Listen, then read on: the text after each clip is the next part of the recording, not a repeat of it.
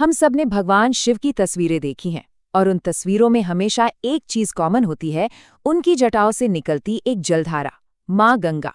पर क्या हमने कभी रुककर सोचा है कि ऐसा क्यों है? पवित्र गंगा जो करोड़ों लोगों की आस्था का केंद्र है, वो आखिर भगवान शिव की जटाओं में क्यों विराजती है? यकीन मानिए, ये कहानी सिर्फ एक नदी के जन्म की नहीं है, बल्कि ये संकल्प, संयम और अहंकार पर जीत की एक असाधारण गाथा है। तो आइए इस गहरे रहस्य को परत दर परत खोलते हैं और समझते हैं कि आखिर गंगा और शिव की जटाओं का ये संबंध है क्या। इस कहानी की जड़ें आप सोचेंगे किसी नदी में होंगी, पर ऐसा नहीं है। इसकी शुरुआत होती है एक बहुत ही भयानक श्राप से। एक ऐसा श्राप जिसने एक महान राजा के 60,000 पुत्रों का भविष्य हमेशा के लिए बदल दिया। तो हुआ यूं कि इक्ष्वाकु वंश के राजा सगर ने एक बहुत बड़ा अश्वमेध यज्ञ किया। अब देखिए, जब शक्ति बढ़ती है तो ईर्ष्या भी जन्म लेती है। देवराज इंद्र को राजा सगर की बढ़ती ताकत से कह लीजिए थोड़ी जलन हुई और उन्होंने यज्ञ का घोड़ा चुरा लिया और छिपाया कहाँ? कपिल मुनि के शांत आश्रम में। अब राजा सगर के बेटे घोड़े को ढूंढते ढूंढते वहां पहुंच तो गए, पर उनसे एक बहुत बड़ी, एक भयानक भूल हो गई। उन्होंने ध्यान में लीन ऋषि को ही चोर मान लिया। अब आप सोचिए, कोई तपस्वी हजारों साल से ध्यान में हो और उस पर चोरी का इल्जाम लगे। बस इसी झूठे आरोप से उनका ध्यान टूटा, और जब ध्यान टूटा तो क्रोध भी जागा और उन्होंने अपनी आंखें खोलीं। और उनकी आंखों से जो क्रोध की अग्नि निकली, वो इतनी ज्यादा प्रचंड थी कि पलक झपकते ही 60 के 60,000 राजकुमार बस राख का ढेर बन गए। सोचिए, एक ही पल में एक पूरा का पूरा वंश खत्म हो गया। तो अब वो 60,000 आत्माएं ना इधर की रहीं न उधर की, मुक्ति के लिए भटकने लगी, कहीं बीच में ही अटक गईं। और उनकी मुक्ति का, उनके मोक्ष का सिर्फ और सिर्फ एक ही रास्ता था। वो रास्ता था स्वर्ग से पवित्र नदी गंगा को धरती पर लाना, ताकि उनका दिव्य जल उस राख को छू सके और उन आत्माओं को मोक्ष मिल सके। पर यह कहना जितना आसान था, करना उतना ही मुश्किल। एक पीढ़ी गुजरी, दूसरी गुजरी, कई पीढ़ियां बीत गईं, पर कोई ये काम नहीं कर पाया। और फिर इस कहानी में एंट्री होती है राजा भगीरथ की, जिन्होंने इस लगभग नामुमकिन काम का बीड़ा उठाया। और उनकी तपस्या की कहानी वो आज भी हमें प्रेरणा देती है। और ये कोई ऐसी वैसी तपस्या नहीं थी, ये एक महातपस्या थी। भगीरथ ने अपना राजपाट सब कुछ अपने मंत्रियों को सौंपा और सीधा हिमालय चले गए।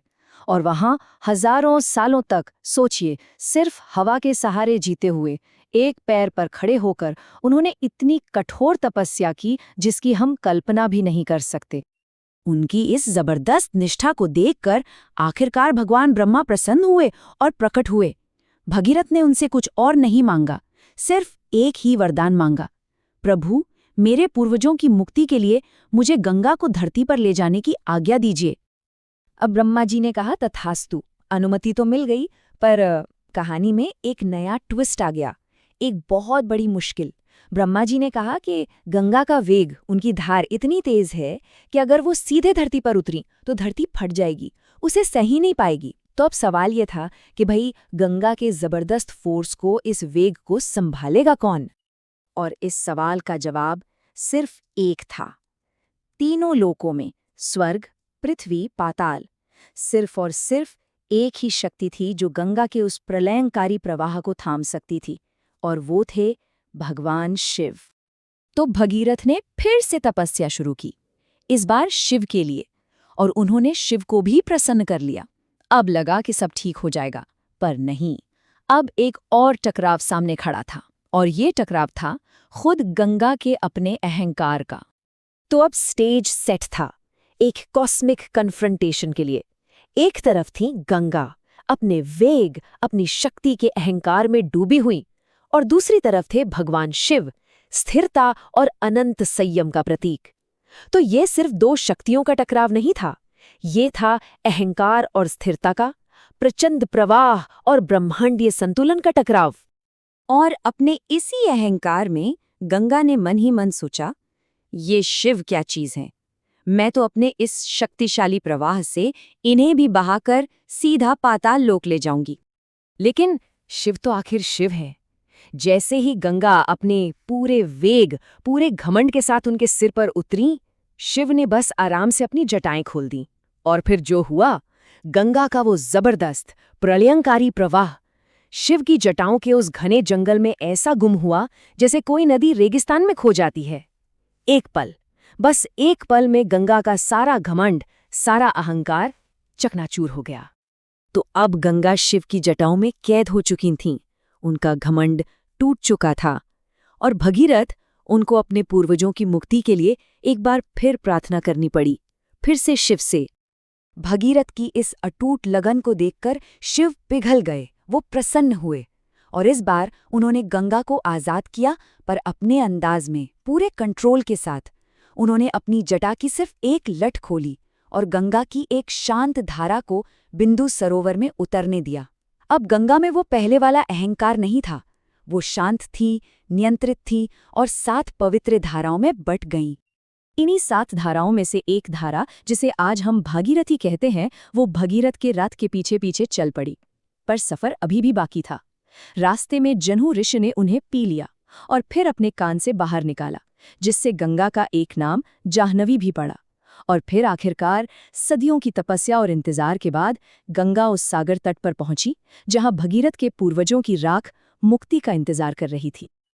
और जैसे ही गंगा के पवित्र जल ने उस राख को स्पर्श किया, उन सभी 60,000 आत्माओं को मुक्ति मिल गई। वो शुद्ध होकर स्वर्ग चले गए और भगीरथ, उनका संकल्प पूरा हुआ। तो ये तो थी कथा, एक जबरदस्त कहानी। लेकिन क्या ये सिर्फ एक कहानी है? नहीं, इसका एक बहुत गहरा मतलब है। और सवाल ये है कि ये आज हमारे लिए इतनी जरूरी क्यों है? चलिए इसके सिंबलिज्म को समझते हैं। देखिए, इस कहानी का हर किरदार एक प्रतीक है। गंगा, वो सिर्फ नदी नहीं, वो है अनकंट्रोल्ड पावर, या कह ले ऐसा ज्ञान जिसमें विनम्रता ना हो। और शिव की जटाएं, वो हैं कंट्रोल, वो बैलेंस जो इस शक्ति को विनाशकारी बनने से रोकता है। और भगीरथ है इंसान का संकल्प, उसका अथक प्रयास जो ज्ञान और शक्ति को संयम के साथ मिलाकर मानवता के भले के लिए इस्तेमाल करता है। तो इस पूरी कहानी से हमें सीखने को क्या मिलता है? कुछ बहुत जरूरी बातें हैं। पहली, कि शक्ति या ज्ञान अगर उसमें अहंकार मिल जाए तो वो तबाही मचाता है, ठीक गंगा की तरह। दूसरी बात, असली ताकत चिल्लाने में या दिखावे में नहीं, बल्कि शिव की तरह शांत, संतुलन और संयम में है। और तीसरी और शायद सबसे जरूरी बात, भगीरथ की तरह अगर लगातार फोकस्ड कोशिश की जाए तो नामुमकिन को भी मुमकिन बनाया जा सकता है। और ये कहानी हमें एक बहुत बड़े सवाल के साथ छोड़ जाती है। शक्ति और संयम का ही जो संतुलन है, जो इस पूरी कथा का सार है। सोचिए, आज की हमारी इस मॉडर्न दुनिया में, हमारी अपनी जिंदगी में ये बैलेंस कितना जरूरी है।